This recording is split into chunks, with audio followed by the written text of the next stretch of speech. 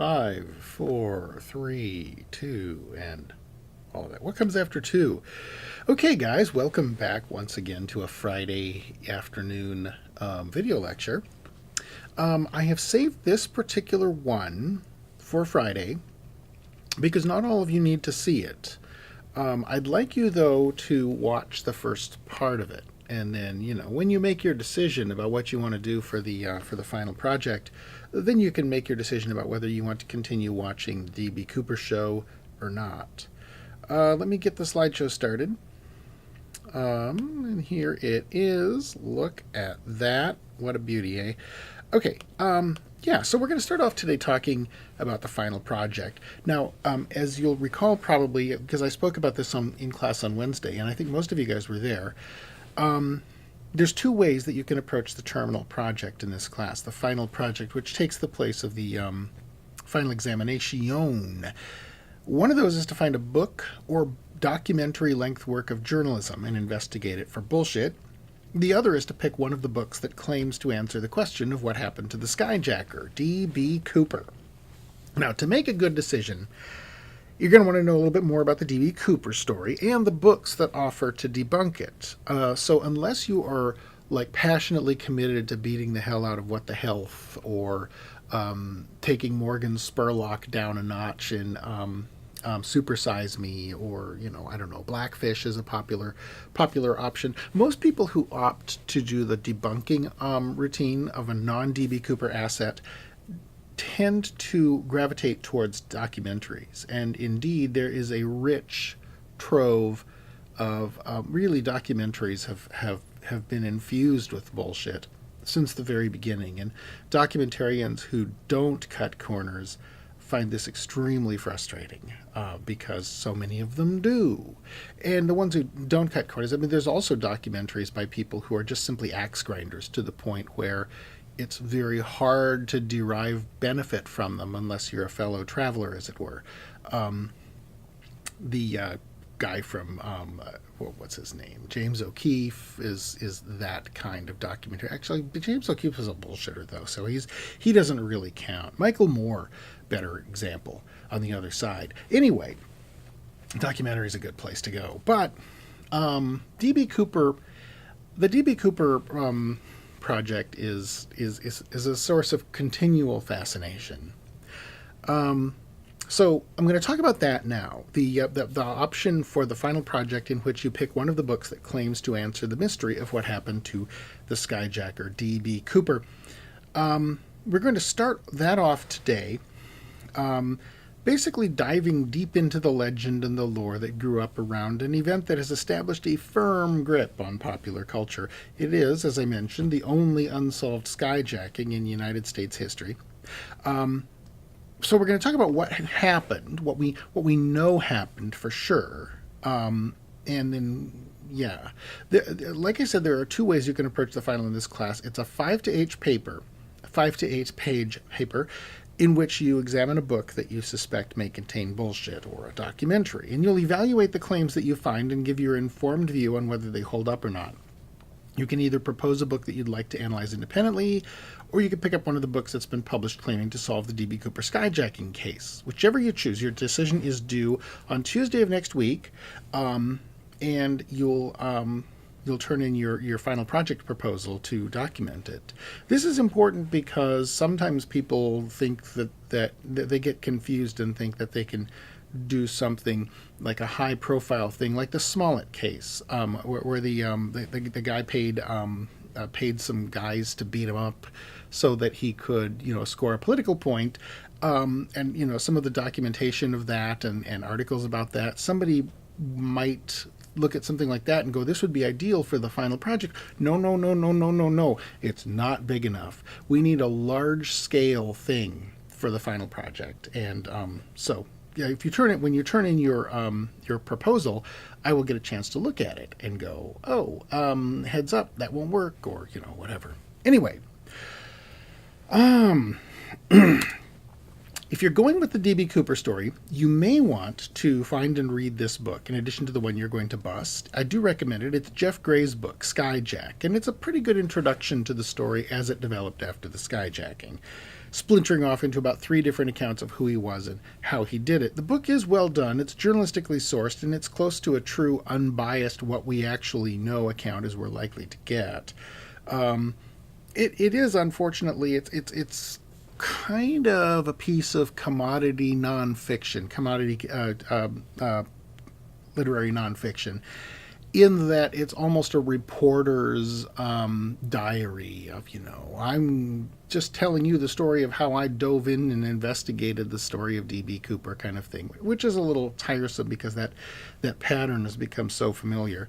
But, at least, we know he's shooting it straight. And he doesn't make any truth claims either. He's a good walk through the evidence. Let's talk about the event. Speaking of not making truth claims or sketchy truth claims and walking through the evidence, that's what I'm going to do now. Starts out in PDX on the day after Thanksgiving of 1971, which I don't guess probably looked like this, but I couldn't find any pictures of PDX in 1971, so this is going to have to stand in for it. The day after Thanksgiving, the day before Thanksgiving, a slender, bland-looking man in a business suit, several years out of style, strolls up to the ticket counter at Northwest Orient Airlines in Portland and buys a single ticket, one way, to Seattle. Pays for it with a $20 bill, gives his name as Dan Cooper. Probably a reference to this series of French comic books about a test pilot. Well, he says, making chit-chat with the desk agent, that's a 727, isn't it? Yes, he's told that's right, it is. As a matter of fact, it is this 727 right here. This is the photograph that was taken of it after it landed in Reno, but I'm getting ahead of myself. So he climbs on board and heads for the smoking section. There were smoking sections on airplanes back then. You might think that's kind of weird, given that you can smell the armpits of the person who didn't take a shower 5 seats in front of you. If he was huffing on a cigarette, you'd really be able to smell it. But that's 1971. So the smoking section, he's at the very back of the airplane.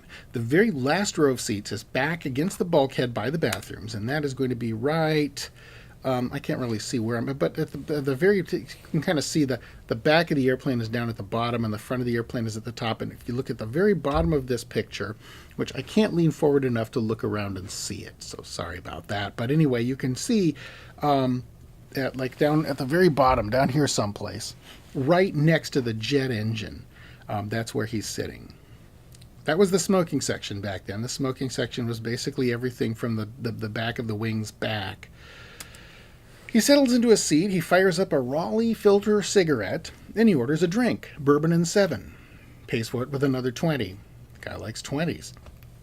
Everybody buckles up. The plane takes off, it starts climbing steadily, and the stewardesses come out to take drink orders. And as soon as they do, Cooper flags one down.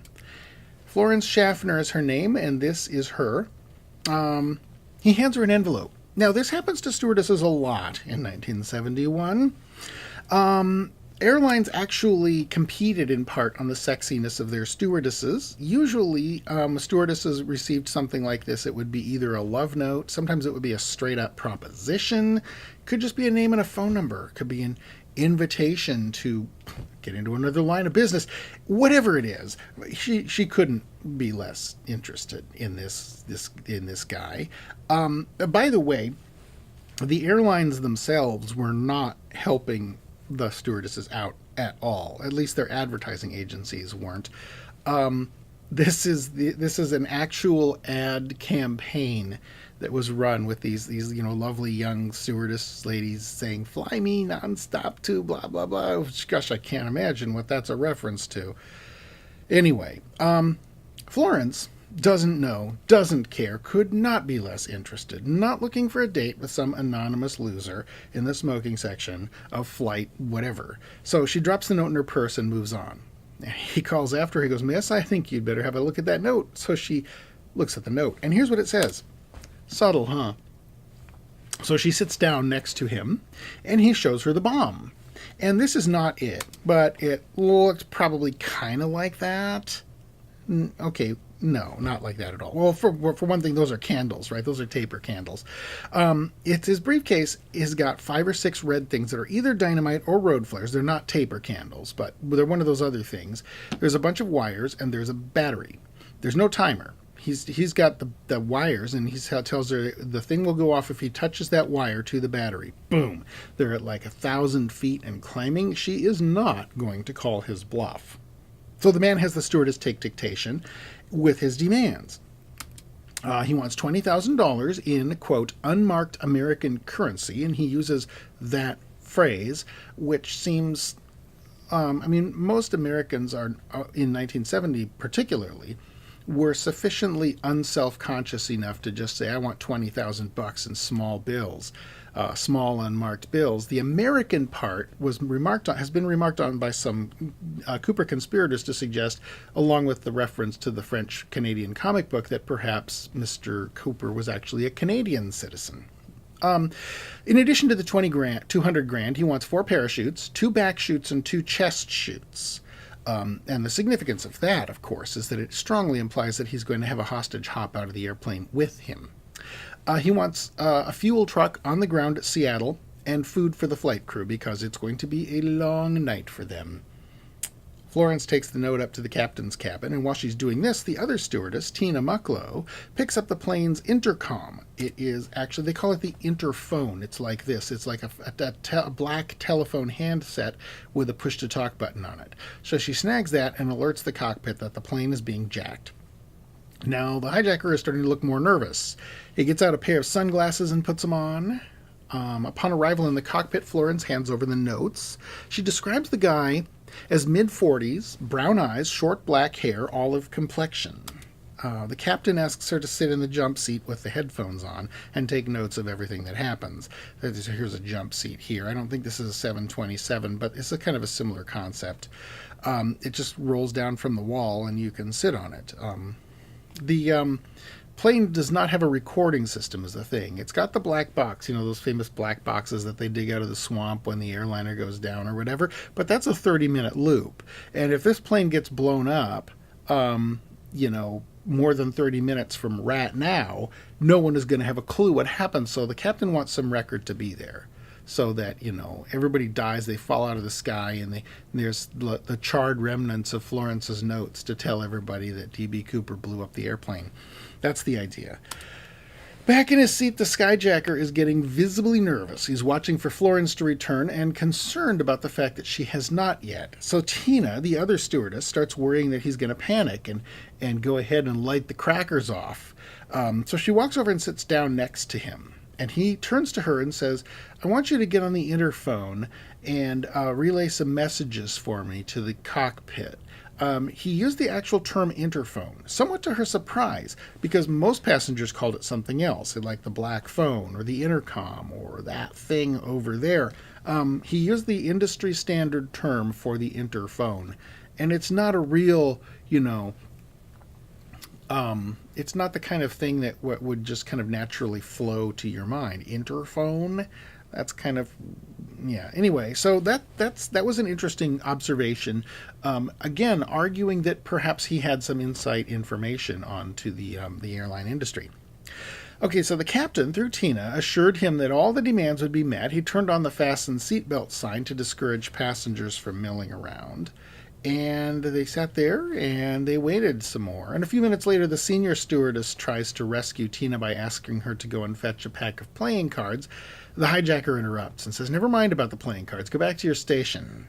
Again, talking like someone who knows how a passenger airliner works. How many airliner passengers know what a station is or would use it in that context? So, all these little kind of subtle clues that keep the would-be Cooper sleuths busy up nights and thinking about things like this. Now, this is a short flight. It's a half-hour flight, and they're going to be ready in Seattle to land long before the parachutes and the money are ready, and Cooper doesn't really want to be sitting there on the ground waiting for all that stuff to come.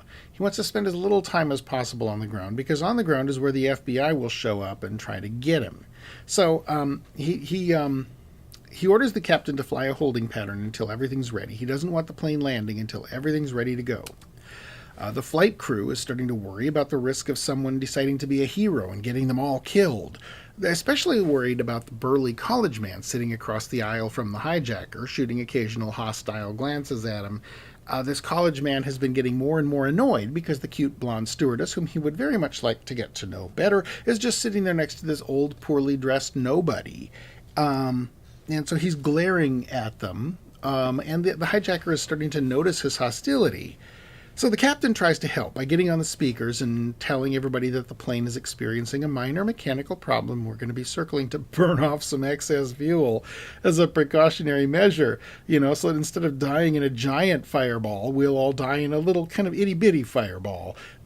Just can't have been particularly reassuring to the passengers, but, he also invited them to move forward in the airplane into first class if possible, and I'm sure that almost everyone did this and probably started in drinking too. The college man stays right where he is, so that problem did not get solved.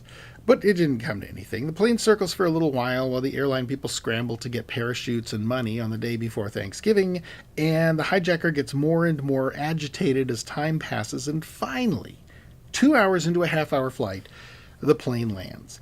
And the hijacker has some final demands. He wants the fuel truck, the vehicle with his money, and the air stairs, that's these, at the 10 o'clock position so that he could see them. Tina notices that again. He's calling the air stairs by the industry standard term. And would you know the term for those if you weren't in the industry? Probably not.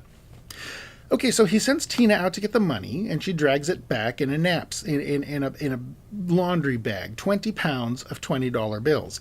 It's not in a knapsack, which causes the hijacker to get a little annoyed, but he says the passengers can go ahead and get off the plane. They were, of course, hustled down to a debriefing room and inventoried, and everybody's there except, guess who?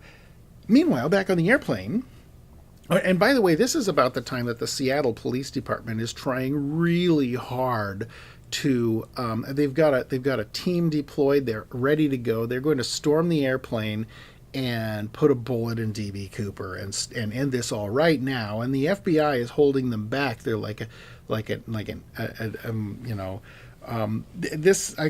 heard from some of them, and they continue to this day to be confident that they could have pulled it off, and they probably could have, because I'm betting it was a fake bomb. But the FBI, for reasons that we'll get into in just a little bit here, wouldn't let them do it. Anyway, back on the plane, Cooper initially says that all the stewardesses can leave, and at the last minute he changes his mind and tells Tina to stick around. He says, I might need some help with the staircase. The other two stewardesses reluctantly leave, and Cooper tries to give them a packet of cash, but they just turn and walk away, which is really stupid because he would have left fingerprints on the cash. But anyway, there's now the only person in the back of the plane with DB Cooper is Tina Mucklow. And the pilot and the co-pilot are up in the front. If he had let Tina go, the pilot and co-pilot would have popped open the windshield emergency exits and slid down onto the tarmac and left the airplane with DB Cooper sitting in the back of it until he gave up. That would have been that would have been a very easy way to end. So Tina was literally his only hostage at that point, but apparently he didn't know that. Or Tina. So a refueling drama followed at that point. Cooper was pretty happy at first. He had $200,000. He had 4 parachutes, but one of the parachutes, he couldn't help but notice, has a giant X on it. The main backpack parachutes, neither one of them has D-rings on the front for auxiliary chutes to clip to, so they're useless. And the money's in a big bank bag rather than a knapsack that he could actually put on his back and, not have it wrap around his leg while he's trying to jump out of his airplane.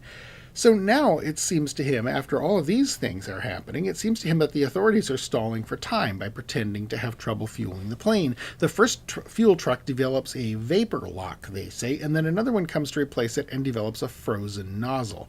Cooper's getting more and more agitated. When he hears about the frozen nozzle, he explodes with rage, threatening to blow up the plane, shouting that a frozen nozzle is ludicrous in a warm place like Seattle, relatively warm, and that they're stalling, which, by the way, is exactly what they were doing.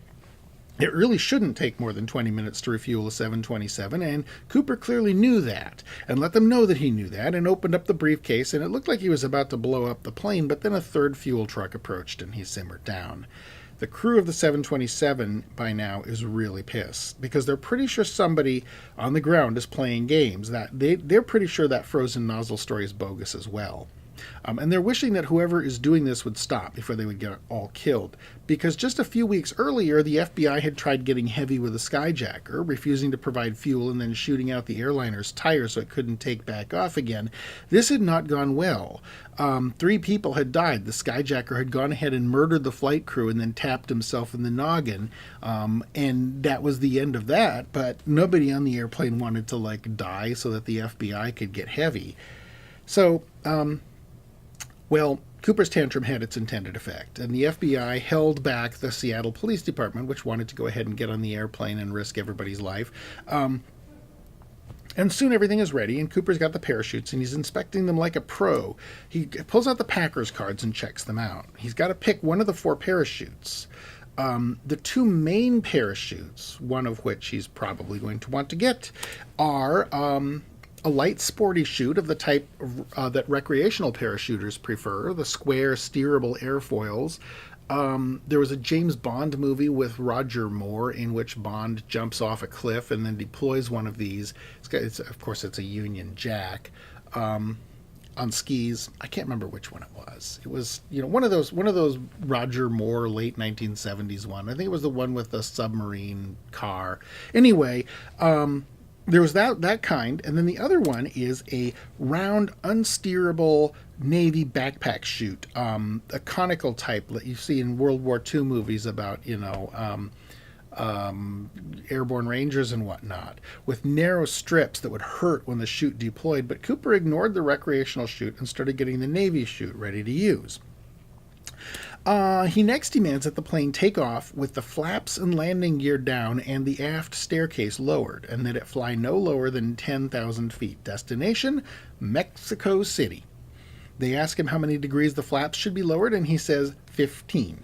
What he's asking him to do is fly the plane low and dirty so that it would be moving slowly enough that he could bail out of it without getting literally torn to pieces by the airstream. The pilot and crew didn't know this, but 727s had been used this way in Vietnam to perform covert airdrops of goods and people off those aft stairs. Here's an example of one, a former United Airlines 727 that had been, stripped of all of its stuff, and it just, basically an unmarked airliner that would fly around Vietnam dropping people and stuff. Was Cooper involved in that operation? Maybe. He certainly seemed to know a lot about how to do it. Okay, so they take off again and head south. The plan is to go to Reno, refuel, and head to Mexico City because they're flying the plane so dirty there's not enough fuel to get to Mexico City. This, of course, is a Google Maps route to Mexico City via Reno on roads, but that's generally, the direction that they're going to go. I mean, obviously, they're not going to follow Highway 99 all the way south. Right, so everyone seems to have figured out by now, though, that somewhere along the way this man is going to bail out. He's busy and professionally strapping on the parachute, which is a very complicated process and one that one has to be trained to do properly. He's tying the money to his waist in a bundle, and finally he sends Tina to the cockpit and tells her to close the curtain and turn off the light. Shortly after that, he calls up to the cockpit to tell the pilots to slow down because he's having trouble getting the aft stair open. They slow down. At 8:13 p.m., the flight crew feels a bump, and somebody says, "There he goes," and Tina calls back on the interphone, and there's no response. But they're not going to take a chance, so they go ahead and finish the flight to Reno just like that. And when they get there and they're settling in for takeoff, the pilot gets on the PA system and says, "We're making our approach to Reno now. We can land with that rear stairway down, but it may damage the stairway, and we may not be able to take off again. Do you need help getting the stairway up again?" No reply. And so, in a shower of sparks and with a crash of rending metal before hundreds of wide-eyed onlookers who had heard about the situation on the news, down comes the airplane. No sign of Cooper, no sign of the money, no sign of the Navy parachute. Cooper, it seemed, had stepped off the back staircase of the airplane around 8:13 p.m. somewhere over southwest Washington, and had, in the words of Portland historian Doug Kenck-Crispin, deplaned like a boss. I censored that just a little bit. I probably should have just dropped the F-bomb because we're all grown-ups, but I don't know. So before Cooper had even stepped off the plane, the manhunt had begun, and so had the legend. If you know somebody who owns one of these T-shirts, which were made shortly after the early 1970s, that thing is probably worth hundreds, if not thousands, of dollars. The story of the skyjacking was crystallizing into a sort of romantic tale of one man against the man, Robin Hood type folk legend, which still angers some of the people involved, especially the ones who thought that they might actually die that day, getting blown out of the sky by a nut job in a funny suit. Cooper bailed out somewhere over southwest Washington, possibly as far south as the Columbia River, and no sign of him or the money or the parachute was ever found, despite an extensive search all over the area until years later, when some of the money was found on a sandbar in the Columbia River. Now the consensus is pretty much that he either somehow got away or that he was unable to deploy the chute and came down in the Columbia River and drowned and was washed out to sea. But the weird thing about that money is it was found upstream of where everybody thinks he jumped out of the airplane. So, I mean, it obviously didn't wash up the river. So, it's just weird. That is the basics of the story.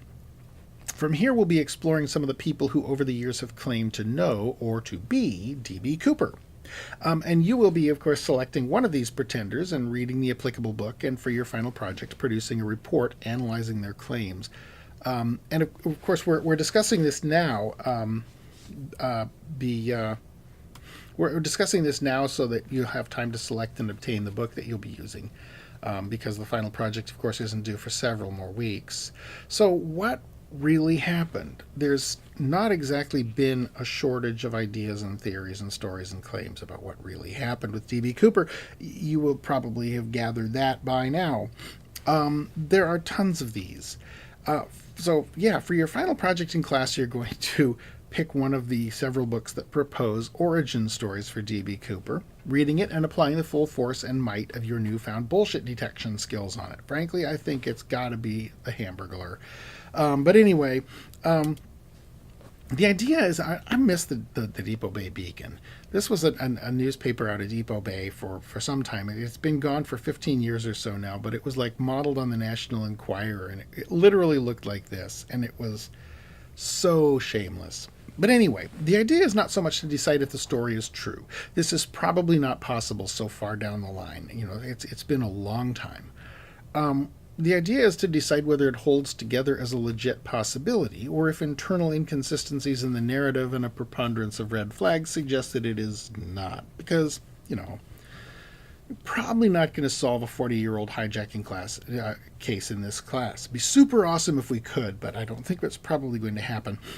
Let's talk about some of the possibilities here. Some of the origin stories. Let's start with this one. D.B. Cooper. Ha ha ha. The book by D.B. Cooper.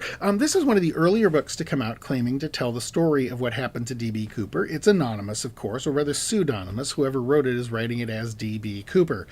It describes Cooper, the writer, as a hard-drinking former businessman who decided on the spur of the moment to become a crook and embarked on a wild crime spree, pulling heists, having reckless sex with bold and bodacious women, and eventually getting sentenced to prison for a crime he didn't commit, a technical injustice that he avenges by escaping from custody and hijacking this airplane and disappearing into the forests of Canada with gallons of $20 bills.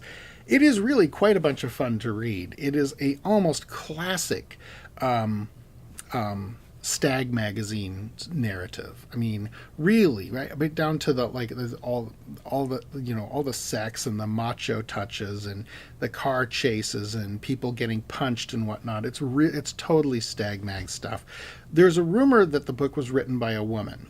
Its tone sounds so macho masculine that I highly doubt it. But a woman was the publisher of it. So, I mean, it was like the person who arranged for it to be turned into a book instead of being just a typewritten manuscript on somebody's, dining room table was a woman. I can't remember her name, but it seems rather unlikely that she wrote it. That sort of like DIY kind of thing wasn't really a thing in the mid-70s. So that's ha ha ha. Next we have D.B. Cooper, Death by Natural Causes by Pat and Ron Foreman. This book is self-published by a kindly couple in Washington State who are nice folks, not very good writers. It's not a very well-written book. But their theory, their case, which they make, is that D.B. Cooper was in fact their now dead friend, Barbara. You see, Barbara was at birth a gentleman named Bobby Dayton, and in the late 1960s had one of the first ever gender reassignment surgeries. So while the authorities scrounged all over southwest Washington looking for some dude in a suit, Barbara, having ditched her old boy duds and wriggled into a skirt and pumps, moseyed right on past with the money in an extra-large purse or something. And that, as the authors rather funnily put it, is why the FBI never got its man. Yes, this is the craziest D.B. Cooper origin story I know, but it is actually a fairly robust theory. The biggest problem with this book is that it's just not very well written. It will be hard it will be kind of a hard slog because they're not very good at entertaining you in spite of the natural material that they're working with. There's also D.B. Cooper, What Really Happened by Max Gunther. Max was a staff writer for True magazine, one of the famous stag mags of the 1960s that was more or less rendered obsolete by Playboy. And so this is another stag magazine writer's take on this story. Classic stag mags were pulps for men, full of swaggering, hard-punching fiction about pirates and adventurers and stuff like that, in which hard-fisted Indiana Jones types battled their way through hordes of bad guys to rescue busty damsels in torn blouses and whatnot. Like this is an example of the magazine. Now, some of these came with softcore porn inside, usually topless women. Gunther claims that he was contacted by the hijacker in 1972, and after winning the confidence of the hijacker and his girlfriend over a period of many years, finally learned the truth that D.B. Cooper was really a guy named Paul LeClaire, who dropped dead of a heart attack in the late 1970s. There actually has been some additional movement on this story. I can't remember what it was, but people are constantly popping up and saying, oh yeah, we got it figured out. There's the headline writers in the local newspapers have got to be really tired of writing, the same headline over and over again. D.B. Cooper case may be solved. But somebody had popped up and jumped onto the Max Gunther story somehow. And anyway, you can look it up. I'll probably have to Google it so we can talk about it in class. But anyway, the next possible is D.B. Cooper, The Real McCoy. The Real McCoy is a pun because their theory is that D.B. Cooper was in fact a guy named Richard McCoy, an ex-Green Beret who pulled a heist that was eerily similar to Cooper's, except that this one was over Utah, involved more money, and McCoy got caught. While McCoy was in prison afterwards, a Utah state prison official named Bernie Rhodes started getting curious about some of the parallels between the two cases, and after he retired, Rhodes started examining the evidence seriously and thoroughly and came to the conclusion that McCoy wasn't just a copycat hijacker, that he was the same guy, who, having gotten away with it once, thought he'd try again. Well, it's actually a fairly credible account. It is possibly the most credible account of the bunch. But you'll have to decide for yourself whether it rises to the necessary threshold. Then we have Into the Blast by Skip Porteous and Robert Blevins, and this book puts forward the theory that D.B. Cooper was a Northwest Orient Airlines purser named Kenny Christensen. The idea is that he took advantage of his inside knowledge of airline systems and methods to pull off the perfect skyjacking. The evidence that they have pulled together in favor of this theory is largely circumstantial, but it makes a pretty compelling case. One nice thing about this book is it lacks the arrogance of some of the others. The authors actually say they're 70% sure that their theory is the right one rather than 100%. It's an easy read. One of the annoying things about it is that they have taken on some of the tropes of commodity literary nonfiction. The, story of the intrepid reporter going off to interview the people. And so you get like pages and pages about Blevins sleeping in his Subaru when it's really cold outside, and it's like, okay,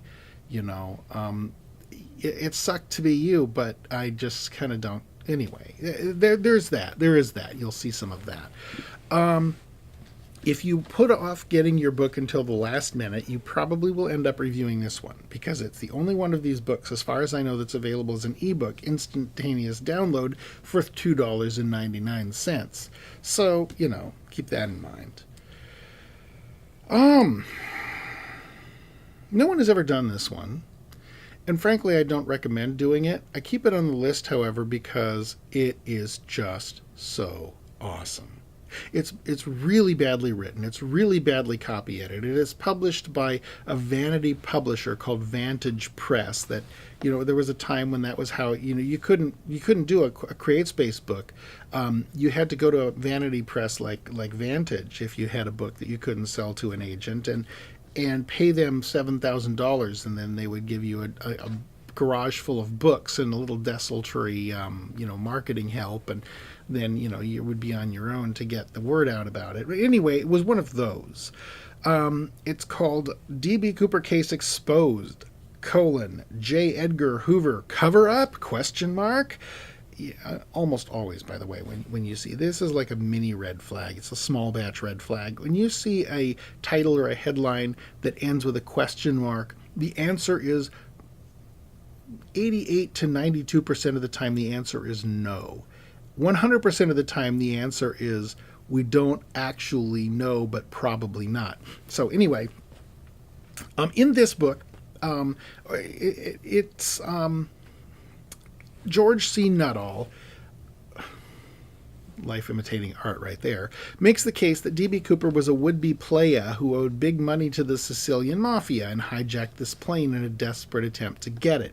Nuttall claims that the FBI botched the investigation on purpose because J. Edgar Hoover was being blackmailed by mobsters. Not just any mobsters, mind you. Lucky Luciano and Meyer Lansky. So, okay, right? Yeah, it's long, it's poorly written, it's badly copy edited, but it's awesome. Anyway, this is the most. It's one of the most credible and one of the least. Is one of the most credible and most buzzkilly, because this is former FBI agent Richard Tosaw, who makes the case in D.B. Cooper Dead or Alive that Cooper died in the jump. His unsteerable parachute took him straight into the Columbia River in the middle of the night. Unable to get free of the tangled yards of fabric and cords, he drowned in it and was washed out to sea or sank to the bottom. Right? I mean, the river was running pretty high. It's like Thanksgiving time. It's like the dead of winter. Again, a pretty robust theory, and one that, interestingly enough, the author backed up with a $10,000 reward for anyone who could disprove it. But nobody can prove or disprove anything in this case. There's just not enough evidence. Which is why we love it. It just keeps coming up. Now, a good scrounge through Amazon will turn up lots more likely-looking attempts to claim a solution to the D.B. Cooper mystery. There's a slim self-published volume by one Mr. John Frederick James Jr. claiming to deliver the end of the legend, which turns out to be some guy named Larry Lufkin, who is just a complete rando that he just pulls out of his ear. It was probably an old boss or his girlfriend's boyfriend or something like that. There's this horrific thing called DB in the Sky, which may be great, but it's so poorly copy edited that it's literally unreadable. There are a couple winkingly fictional ones, and you'll find lots more. Please don't pick one of these unless you talk to me first. You put it on your proposal if you want, and I can check it out and let you know whether it'll work. Once you've decided which one you want to examine, you'll have a couple weeks in which to get a hold of a copy of it, either by buying one or finding one at the library and reading it. If you wait until the last minute, like I said, it'll be Blevins, Porteous and Blevins, because it's available instantly. And that's the D.B. Cooper story. So, with that, I wish you the joy of your research. This is always a lot of fun. One word of warning: when you do this, make sure that you actually check stuff. Every term, and it's very frustrating. I will get term papers that'll come back that'll just basically go through the legend, looking for reasons to call bullshit on stuff, and then keep on moving. It doesn't work. You can't figure out a reason why you should be able to call bullshit on some stuff that's been literally proven and in the record and the police files and all that kind of stuff just because it sounds unlikely. Sometimes unlikely things happen. So don't do that. Make sure that you do your homework when you're checking these claims. If you find a dodgy claim that looks like it may be sketchy, if it could be proved or disproved with a Google search, do the Google search. Because if you don't, I don't enjoy grading those things because they're not very illuminating, and I don't like ruining people's day with grades like the ones that I have to put on them. So anyway, there's that. Word to the wise. Of course, we're at the very end of this video lecture, and if you've bothered to watch it rather than just kind of like waiting until the last minute and winging it, then you're probably exactly the wrong person for this message to be coming to. And the people who really need to hear that little warning will never hear it. And, life goes on, right? Okay, thanks a lot. Have a great weekend. And, if you're faced with any, difficult, momentous decisions in your life, just ask yourself, WWDD. Bye. That was a little bit of an early bye, but here we go. Heading on over to the thing. One of these days I'm going to learn how to do this video editing thing so that I can stop feeling stupid at moments like this. Okay, bye guys.